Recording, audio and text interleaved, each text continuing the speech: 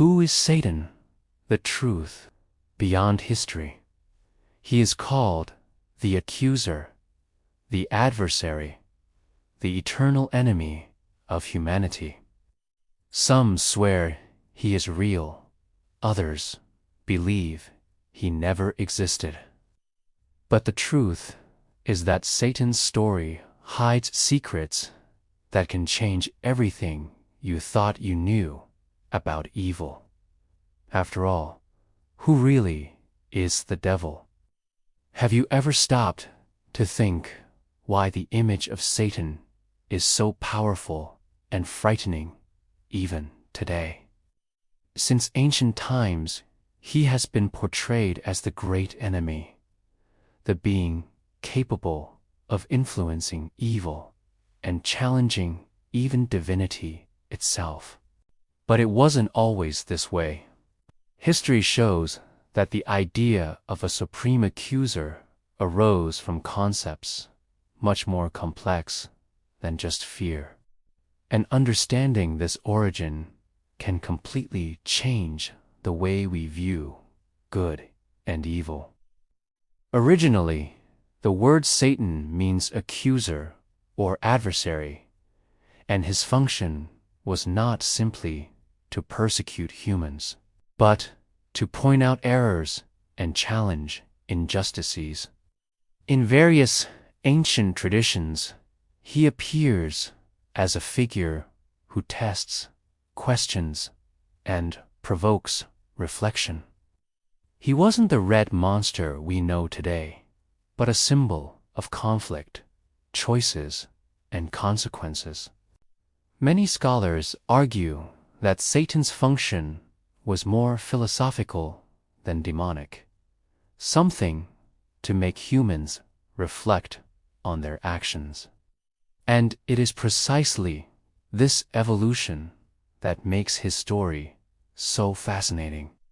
From a simple accuser to a feared creature, each change in his image reflects the fears and values of different eras.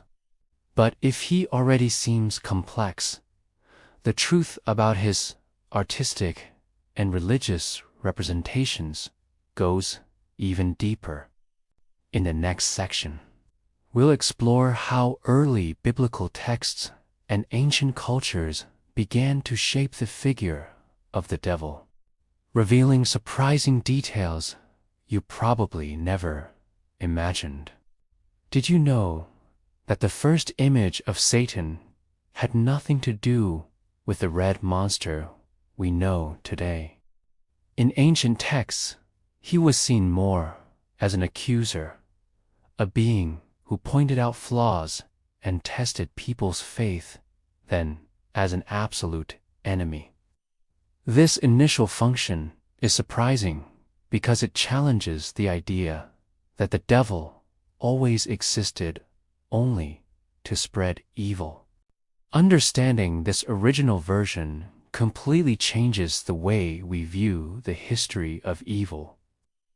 In the book of Job, for example, Satan appears not to destroy, but to question human fidelity and justice. He acts as a prosecutor, presenting challenges that reveal people's true nature. This interpretation shows that the figure of Satan was much more complex than we imagine, functioning almost as a mirror of our choices and failures.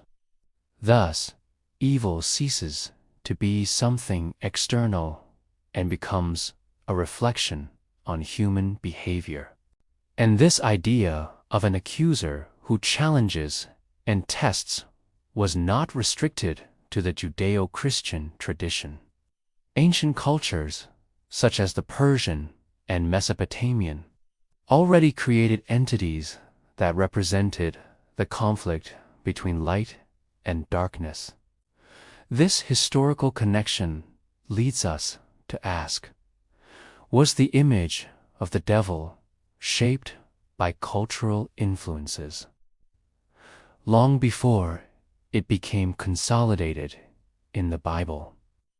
In the next topic, We will explore these influences and discover how other religions helped shape the figure we know today. Have you ever imagined that the figure of Satan we know today began to form thousands of years ago, long before the Bible was written? In the earliest sacred texts, he was not a fearsome monster, but an angel who questioned and tested humans, serving as an instrument for understanding, faith, and morality. This perspective changes everything we believe about evil and reveals a story full of hidden layers. In the book of Job, for example, Satan appears before God not as an absolute enemy, but as someone who poses challenges to test human integrity. This original role shows that he did not act alone. His actions were embedded in a context of learning and trial.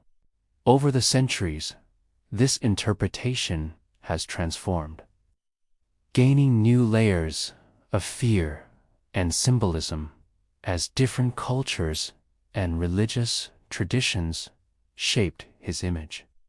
And it is precisely this evolution that prepares us to understand how the figure of the devil became consolidated in the collective imagination.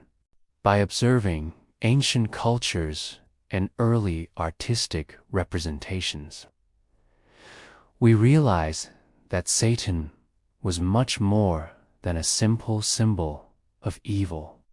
He became a reflection of human fears, values, and dilemmas. In the next section, we delve into these cultural influences and discover how the ancient world helped create the image that haunts us to this day. Did you know that, long before the emergence of Christianity, other cultures already imagined an evil being who challenged order and light?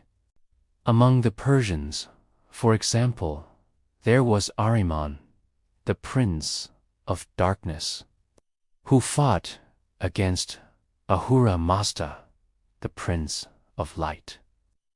This duality between good and evil was present centuries before Christ and profoundly influenced the construction of the figure of Satan in later traditions.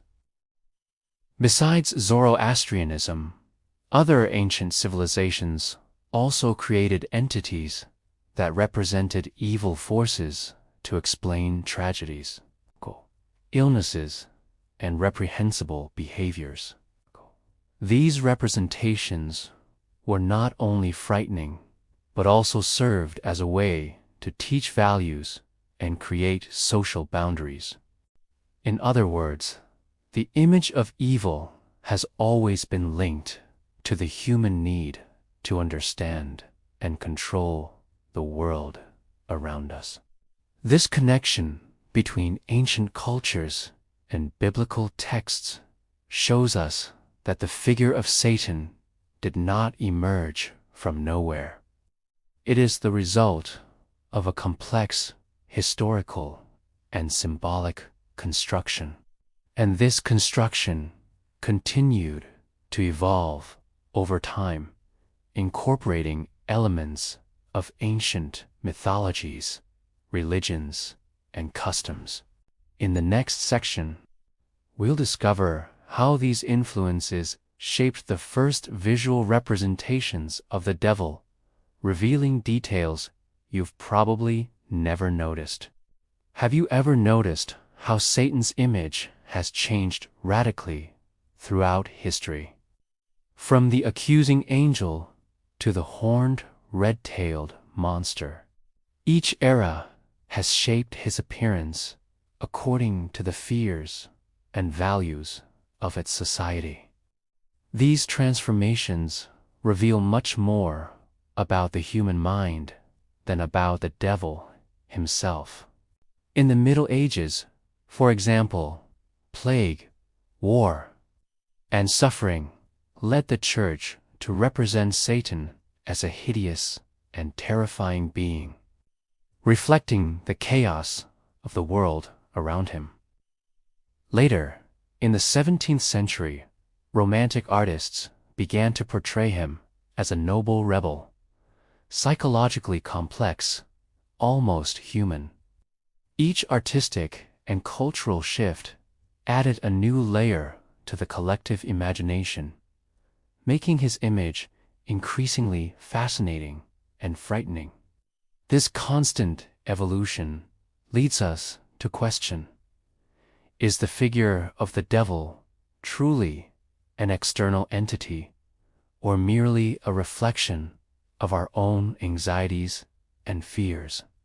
In the next section, we'll explore the theory that Satan may have been intentionally created to control behavior and social norms, revealing secrets few dare discuss.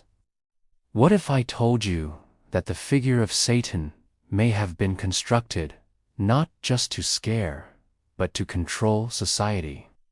Many historians argue that his exaggerated and threatening image was used to impose rigid moral standards and reinforce the authority of the Church. Thus, fear of the devil functioned as a tool of social and religious discipline. Over the centuries, the idea of an absolute enemy helped shape behavior and create boundaries around what was considered right or wrong. This construct wasn't limited to stories or myths.